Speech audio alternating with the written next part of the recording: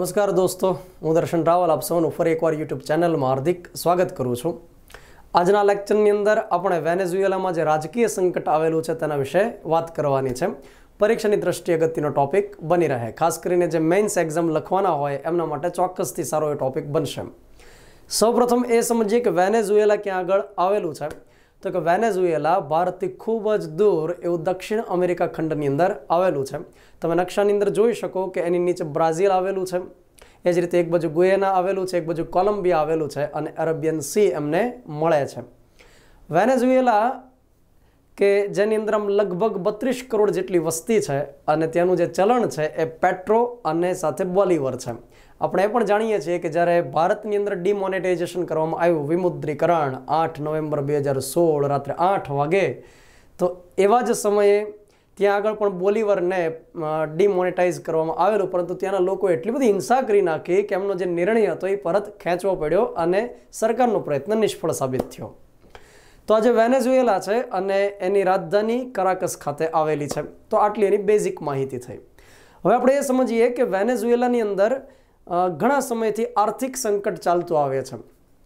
આર્થિક સંકટનો મતલબ શું થશે કે ભાઈ નાણાં વેનેઝુએલાની પાસે ખાલી થતા જાય છે, એમની પાસે ફોરેન રિઝર્વ છે એ પણ ખૂબ ઓછું થઈ ગયું છે।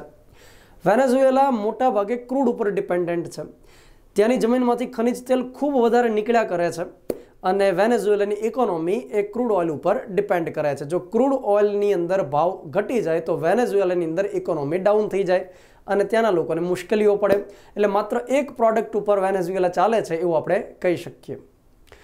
નંબર 2, છેલ્લા ઘણા વર્ષોથી શું થાય છે તો કે ક્રૂડ ઓઇલની અંદર ધીમે ધીમે ભાવમાં ઘટાડો થાય છે, જેના પરિણામે એની ઇકોનોમી ડાઉન જાય છે।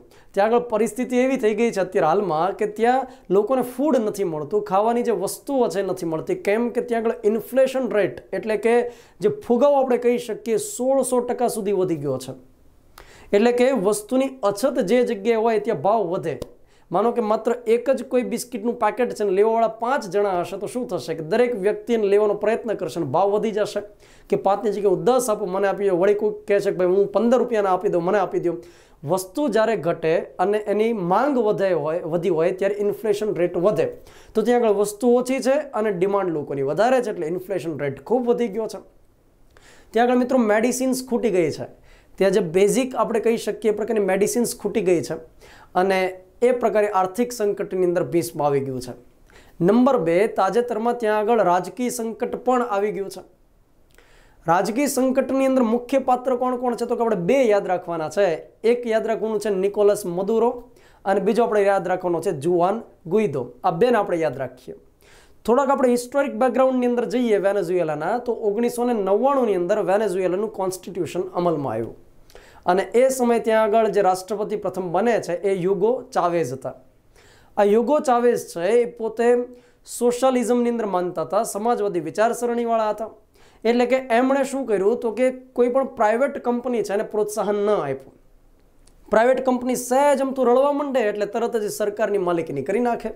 એટલે ત્યાં આગળ શું થયું કે તમામ વસ્તુ સરકારી થઈ ગઈ, સોશિયલિઝમ આવી ગયું, એટલે કે પ્રાઇવેટ જે મૂડીવાદી પદ્ધતિ છે એ અમલમાં આવી નહીં। ત્યાર પછી નંબર 2 કે એમણે શું કર્યું તો કે સરકારી કંપનીઓની અંદર જરૂરિયાત નહોતી તેમ છતાં નોકરીઓ આપી લોકોને। હવે નોકરીઓ વધુ આપી, સામે નોકરીઓ એટલી બધી હતી નહીં તેમ છતાં આપી, એટલે કે કામ નહોતું અને નોકરી આપી, એટલે શું થઈ ગયું પ્રચંડ બેરોજગારી જેવું થઈ ગયું કે ભાઈ ખેતીવાડીની અંદર હોય 3 જણાની જરૂર અને કામ કરતા હોય 10 જણા। તો આ પ્રકારે ત્યાં આગળ થઈ ગયું કે માત્ર ડ્રેસ પહેરતા વેનેઝુએલાનો, બાકી કોઈ કામ કરતા નહીં। એટલે શું થયું ધીમે ધીમે કરતા ત્યાં આગળ આર્થિક સંકટ ઊભું થવા લાગ્યું। યુગો ચાવેઝ 1999 થી 2013 સુધી ત્યાં આગળ રાષ્ટ્રપતિ રહેલા અને 2013ની અંદર ત્યાં આગળ પ્રેસિડેન્ટ તરીકે કોણ બને છે તો કે નિકોલસ મદુરો ત્યાં આગળ પ્રેસિડેન્ટ બને છે।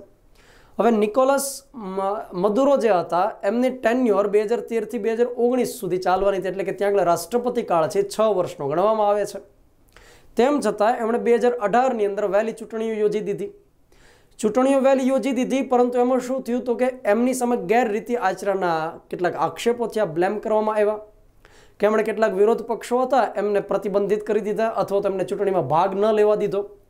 2018ની અંદર કોઈક રીતે ચૂંટણી જીતી જાય છે, પરંતુ એ વ્યક્તિ શું જાહેર કરે છે કે મારો ટર્મ પહેલો જે હતો 2019માં કમ્પ્લીટ થવાનો હતો, એટલે પહેલો હું મારો પહેલો ટર્મ પૂરો કરીશ। 2019માં મારી બીજી ટર્મ શરૂ થશે.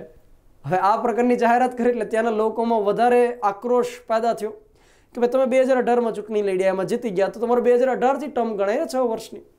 તો પહેલાં તો નહીં, હું પહેલાં 2019 સુધી પહેલી ટર્મ કમ્પ્લીટ કરીશ અને 2019થી 2025 સુધીની બીજી ટર્મ કમ્પ્લીટ થશે. હવે એ અરસામાં 2015ની અંદર ત્યાં આગળ નેશનલ એસેમ્બલીની ચૂંટણી થયેલી. નેશનલ એસેમ્બલી એટલે આપણે સંસદ કહી શકીએ. અને એમાં વિરોધ પક્ષ જે હતો એમને બહુમતી મળી ગઈ અને જે જુવાન ગુઈદો કરીને હતા એ વ્યક્તિ ત્યાં આગળ નેશનલ એસેમ્બલીના વડા બન્યા. હવે એમણે તાજેતરમાં શું કર્યું તો કે પોતાના રાષ્ટ્રપતિ ઘોષિત કર્યા. હવે ત્યાંના બંધારણની અંદર 233 અને 333 નંબરની કલમ એવું કહે છે કે ભાઈ કેટલાક સંજોગોની અંદર નેશનલ એસેમ્બલીના જે વડા હોય પોતાના રાષ્ટ્રપતિ ઘોષિત કરી શકે. હવે એક ઓલરેડી કોણ હતા તો કે એક હતા નિકોલસ, અને એવા અરસાની અંદર બીજા વ્યક્તિ જુવાને ઘોષિત કરી દીધું કે ભાઈ હું રાષ્ટ્રપતિ રહીશ. એટલે રાજકીય સંકટ થઈ ગયું કે રાષ્ટ્રપતિ ગણવાના કોને આવે. એટલે ત્યાં આગળ સામસામે બંને પાર્ટીના જે લોકો હતા રસ્તા ઉપર આવી ગયા અને ત્યાં આગળ હિંસાનો માર્ગ પસંદ કરવામાં આવ્યો. એક ઓલરેડી આર્થિક સંકટ તો હતું જ, ત્યાં એક નવું સંકટ એવું કે હવે રાષ્ટ્રપતિ કોને ગણવાના. એટલે દેશ અત્યારે અરાજકતાની અંદર ફેલાઈ ગયો. હવે આ અરસાની અંદર શું થયું કે લોકોની પાસે ખાવાનું નથી, એમની પાસે મેડિસિન્સ નથી, એની પાસે બેઝિક જે નેસેસિટી હોવી જોઈએ એ પણ પૂરી સરકાર પાડી શકતી નથી. તો એ અરસામાં UNSC United Nations security council સુરક્ષા પરિષદ કે જેની અંદર ટોટલ 15 સભ્યો હોય છે, 5 કાયમી સભ્યો હોય છે. તો એમાં અમેરિકા અને જે બ્રિટન અને ફ્રાન્સ રહેલું છે એમના તરફથી એક પ્રસ્તાવ લાવવામાં આવ્યો કે આપણે ત્યાં આગળ મદદ કરીએ, જરૂર પડે તો ત્યાં સૈન્ય મદદ પણ કરીએ, કોઈ પણ પ્રકારની રોકટોક વગર ત્યાં આગળ મદદ કરીએ. એટલે કે ત્યાં આગળ અત્યારે સરકાર કોની છે તો કે નિકોલસની છે. એમને પણ પૂછ્યા વગર આપણે ત્યાં આગળ મદદ કરી દઈએ કે ત્યાં આગળ સૈન્ય કાર્યવાહી કરવી પડે તો એ પણ કરીએ અને લોકોની જરૂરિયાત છે એ પણ પૂરી પાડીએ. એટલે ત્યાં આગળ ચીન અને રશિયા તરફથી વીટો વાપરવામાં આવ્યો અને કીધું કે નહીં, એ પ્રકાર આપણે મદદ ન કરી શકીએ, ત્યાંની સરકારને આપણે પહેલાં સાથે રાખવી પડે, સરકારને પૂછ્યા વગર આપણે મદદ ન કરી શકીએ. એટલે કે આ એક વૈશ્વિક રાજકીય માહોલ ઊભો થઈ ગયો છે. અચ્છા છોડો, એને છોડીએ, ભારતને શું અસર થાય એ પહેલાં આપણે જાણીએ. ભારત અને વેનેઝુએલાના સંબંધો કયા પ્રકારના રહેલા છે તો કે ભારત અને વેનેઝુએલાના સંબંધો ક્રૂડ ઓઇલને લઈ અને સારા રહેલા છે. કે ભારત અત્યારે જે ક્રૂડ ઓઇલ ખરીદે છે એમાં ઈરાક છે, સાઉદી અરેબિયા છે અને ત્યાર પછી વેનેઝુએલા છે. વેનેઝુએલાની પાસેથી ભારતની જે ટોટલ રિક્વાયરમેન્ટ છે એના 11.4% જેટલું ક્રૂડ ત્યાંથી ખરીદીએ છીએ. અને 1959થી આપણે ને વેનેઝુએલાને સંબંધ રહેલા છે. બંને દેશોમાં એકબીજાની એમ્બેસી પણ આવેલી છે, રાજદૂતો પણ આવેલા છે. આપણે જે વાત કરી કે ભાઈ પ્રથમ પ્રેસિડેન્ટ હતા યુગો ચાવેઝ, એ 2005ની અંદર ભારતની મુલાકાતે આવેલા અહીંયા આગળ. તો એ પ્રકારે સંબંધ સારા છે. અચ્છા, ત્યાં આગળ જે રાજકીય સંકટ અત્યારે આવી ગયું છે તો એની ભારત ઉપર શું અસર થઈ શકે તો કે નંબર 1, ત્યાં આગળ જે ક્રૂડ ઓઇલના ભંડારો છે એમાં ભારતની સરકારી કંપનીઓ અને પ્રાઇવેટ કંપનીઓ રોકાણ કરેલું છે. ONGC હોય, ONGC વિદેશ હોય, ઓઇલ ઇન્ડિયા લિમિટેડ હોય વગેરે. તો એમણે શું કર્યું, ત્યાં આગળ રોકાણ કરેલું છે. એ જ રીતે રિલાયન્સ પેટ્રોલિયમ છે, એમણે પણ ત્યાં આગળ રોકાણ કરેલું છે. એટલે સીધી અસર ભારતીય કંપનીઓને થશે. નંબર 2 કે ત્યાં આગળ જે ફાર્માસ્યુટિકલ ક્ષેત્ર ડેવલપ થયેલું છે એમાં ભારતની ઘણી બધી કંપનીઓ છે, જેમ કે સન ફાર્મા છે, એ જ રીતે ડૉક્ટર રેડ્ડીઝ લેબોરેટરી ત્યાં આગળ આવેલી છે વગેરે. તો ત્યાં જેટલી પણ ફાર્માસ્યુટિકલની રિક્વાયરમેન્ટ છે, મેડિસિનની રિક્વાયરમેન્ટ છે, એમાંથી 70% ભારત પ્રોવાઈડ કરે છે. એટલે એ કંપનીઓને પણ ડાયરેક્ટલી અસર થઈ શકે. તો આ આપણે શું વાત કરી તો કે વેનેઝુએલા, ત્યાં આગળ આવેલા આર્થિક અને રાજકીય સંકટ અને ભારતને શું અસર થઈ શકે. તો આ સવાલ કોઈ પણ પ્રિલિમમાં પણ પૂછાઈ શકે, એ જ રીતે મેઇન્સમાં પણ આવી શકે કે ભાઈ વેનેઝુએલામાં આવેલા સંકટની ભારત પર શું અસર જોવા મળશે. Thank you very much.